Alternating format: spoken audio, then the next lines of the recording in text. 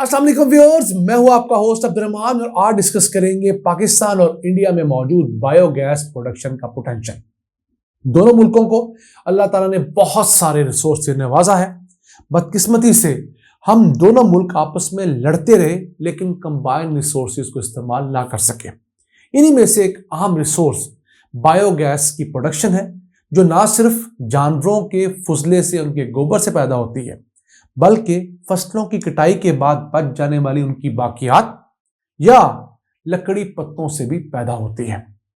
अगर बात करें इंडिया की, तो इंडिया की बायोगैस एसोसिएशन ने हुकूमत को तजवीज़ दी है कि वो अगर 30,000 करोड़ रुपए इन्वेस्ट करके मुल्क में बायोगैस प्लांट लगाए तो ये बायोगैस प्लांट उसे सालाना $6 बिलियन की सेविंग दे सकते हैं।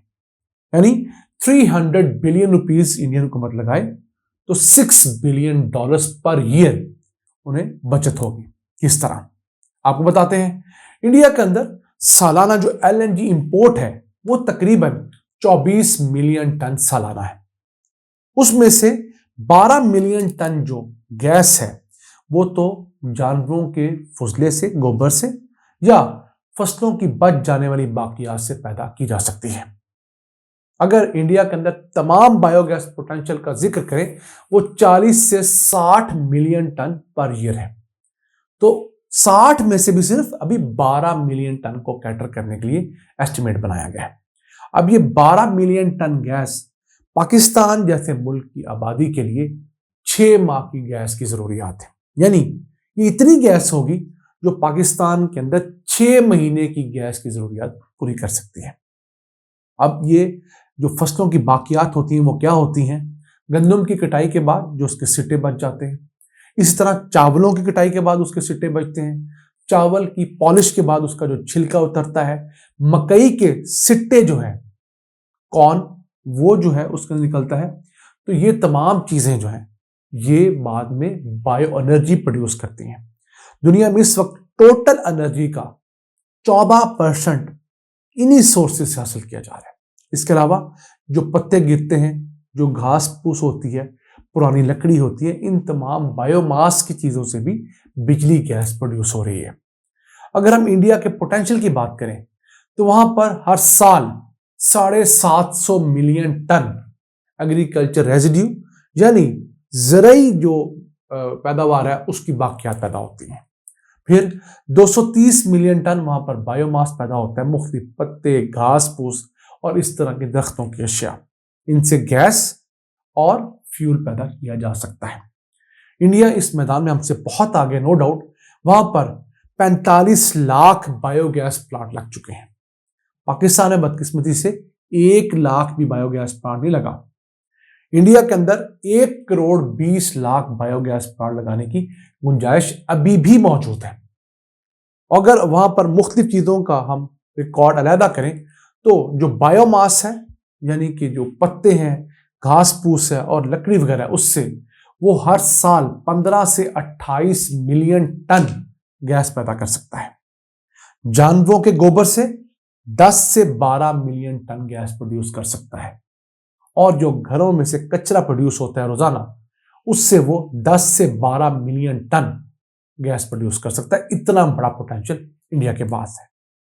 अब बात करते हैं हम अपने मुल्क पाकिस्तान की। पाकिस्तान में सालाना 121 मिलियन टन ज़राई बाकियात पैदा होती हैं, यानी फसलों की कटाई के बाद जो भूसा बचता है। इसके अलावा 850 मिलियन टन जानवरों का गोबर पैदा होता है और इसके साथ साथ 7.5 मिलियन टन घरों से कचरा प्रोड्यूस होता है। इन तमाम चीजों से गैस भी पैदा हो सकती है, इनसे बिजली भी पैदा हो सकती है। अगर बात करें पहले बिजली की, तो ये तमाम चीजें 20,000 मेगावाट बिजली पैदा कर सकती हैं पाकिस्तान के लिए। यानी वो कचरा जो हमारे लिए दर्द सर है, जिसे हम संभाल नहीं पाते, हमारे गली कुचों में बिखरा रहता है, वो हमें 20,000 मेगावाट बिजली दे सकता है, जो बायो इलेक्ट्रिसिटी होगी। इसके अलावा अगर इससे हम गैस प्रोड्यूस करने की ठान लें तो ये 12,615 मिलियन क्यूबिक फीटर गैस हमें दे सकते हैं और ये गैस पाकिस्तान की बहुत बड़ी तवानाई की जरूरत पूरी कर सकती है। अब पाकिस्तान की जरूरत कितनी तवानाई की, तो आपको बताते चलें कि पाकिस्तान को सालाना 84 million ton oil equivalent energy की जरूरत होती है।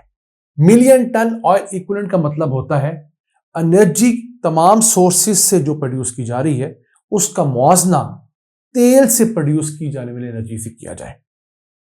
यानी तमाम सोर्सेज से जितनी एनर्जी प्रोड्यूस हो रही है, अगर उतनी एनर्जी हम तेल से प्रोड्यूस करें तो तेल कितना खर्च होगा, उस हिसाब से हम 84 मिलियन टन अगर तेल जलाएं, खाम तेल जलाएं, उससे जितनी एनर्जी प्रोड्यूस होगी उतनी पाकिस्तान कोयले से, गैस से, तेल से हासिल कर रहा है।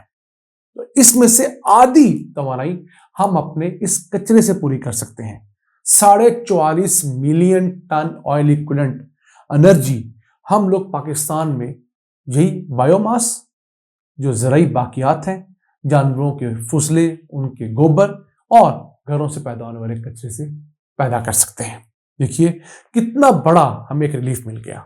हम जो सालाना 25 अरब डॉलर्स खाम तेल की इंपोर्ट पर, डीजल पर, पेट्रोल पर, कोयले की इंपोर्ट पर, एलएनजी की इंपोर्ट पर खर्च करते हैं, उसमें से अगर हमारा 12 अरब डॉलर बच जाए तो हम दुनिया पे नहीं आ जाएंगे, हम तो दुनिया के अमीर तरीन मुल्क होंगे। तो ये किया जा सकता है। बदकिस्मती से हम इस मैदान में बहुत पीछे हैं। अगर हम फसलों की बाकियात की बात ही कर लें तो उससे ही 34 मिलियन क्यूबिक मीटर रोजाना गैस प्रोड्यूस की जा सकती है। ये इतना बड़ा पोटेंशियल है। पाकिस्तान अपनी तवानाई की जरूरत पूरी करने के लिए सालाना 60 मिलियन बैरल खाम तेल इंपोर्ट करता है। इसके अलावा जो पेट्रोल और डीजल की हालत में हम लोग रिफाइंड पेट्रोलियम प्रोडक्ट्स इंपोर्ट करते हैं, उनका हुजम जो है वो 12 मिलियन टन है। फिर हम लोग 6.6 मिलियन टन कोयला भी दुनिया भर से इंपोर्ट करके अपनी तवानाई की जरूरियात पूरी करते हैं।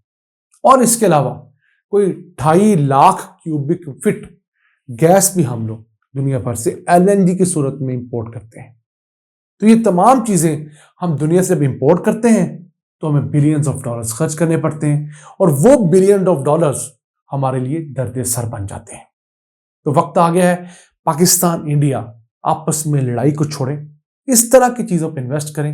जो चीज़ें हमारे पास हैं, जो टेक्नोलॉजी हमारे पास है, हम उनको दें। जिस टेक्नोलॉजी में हमारा हमसाया इंडिया हमसे आगे है वो हमें टेक्नोलॉजी दे, मिलकर हम लोग कोलैबोरेट करें। तो यकीन कीजिए अगर दोनों मुल्क मिल जाते हैं तो इस मुल्क के अंदर, इस खित्ते के अंदर जो 1 बिलियन की पॉपुलेशन, गरीब पॉपुलेशन है, उसे अगले 5 से 10 सालों के अंदर अच्छी जिंदगी, अच्छा रोजगार दिया जा सकता है। उनके बच्चों को तालीम दी जा सकती है, खुराक दी जा सकती है, शेल्टर दिया जा सकता है। आज के लिए इतना ही। अपने मेजबान अब्दुल रहमान को इजाजत दीजिए। अल्लाह के बाद।